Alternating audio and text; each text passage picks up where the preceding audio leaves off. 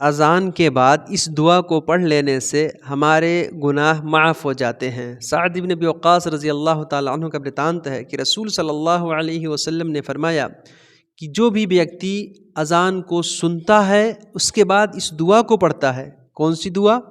اشہد ان لا الہ الا اللہ وحدہ لا شریک لہ وان محمدا عبدہ ورسولہ رضیت باللہ ربا وبمحمد رسولا وبالاسلام دینا، تو اس کے سارے گناہ معاف کر دیے جاتے ہیں، اس کے سارے چھوٹے چھوٹے پاپ چھما کر دیے جاتے ہیں۔ صحیح مسلم حدیث نمبر 851۔